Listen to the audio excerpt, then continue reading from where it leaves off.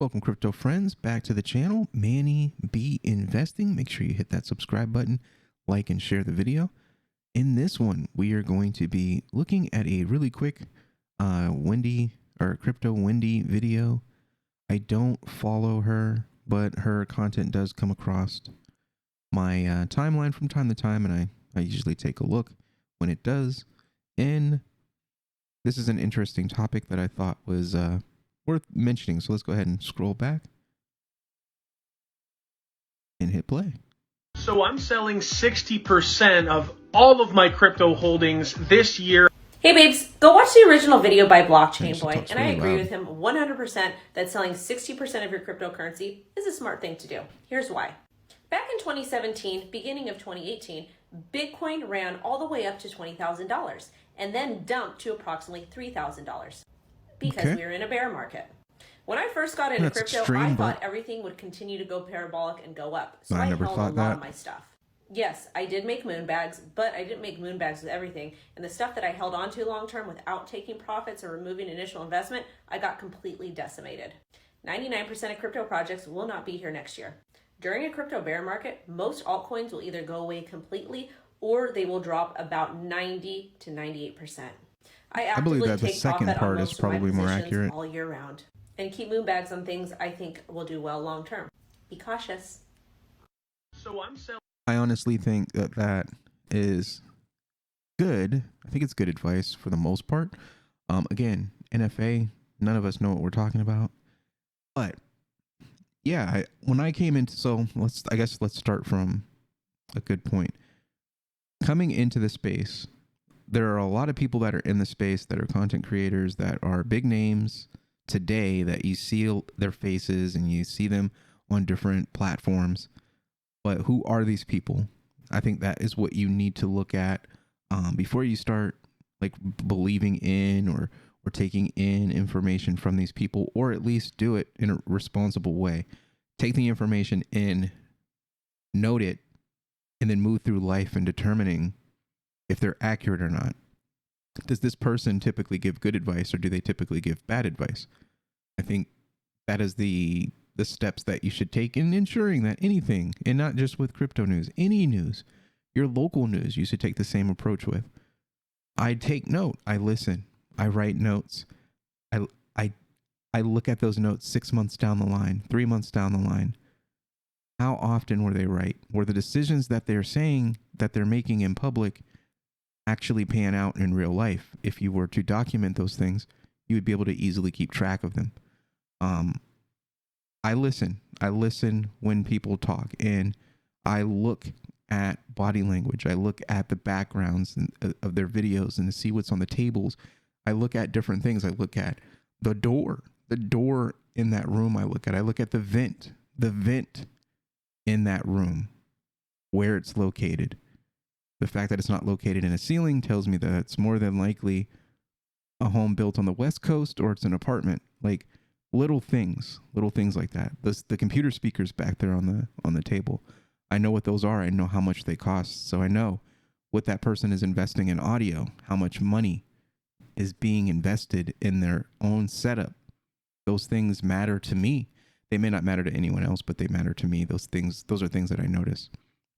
And a lot of people, and I'm not talking about Wendy, I'm just saying in general, a lot of these people, they're in the space and they climbed out of like a McDonald's like fry cook job, and now they're in the crypto space giving people advice, and they have a big channel, and they may have a big channel for a number of different reasons. They could have a big channel based on the good advice that they're giving, based on the way they look, or a combination of the two or more things. So just because the person is in the space and they're popular and you see them doesn't mean they know what they're talking about. It doesn't mean that they have a track record, a good track record. So that's what I will put on myself, and that's what I will put on you. Do not take anyone's advice until you verify and vet. That advice source is a good one.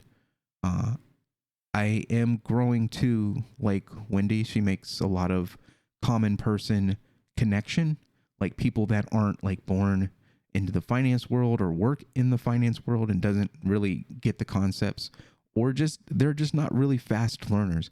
I think the big advantage that I have over a lot of human beings is that I'm able to adapt to a lot of different environments quickly, and I can learn really fast.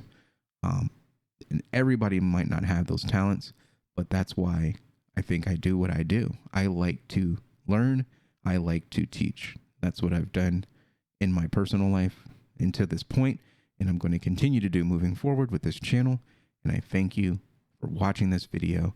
Make sure you do the right thing for yourself and your family. Selling off 60% of my crypto isn't something that I'm doing.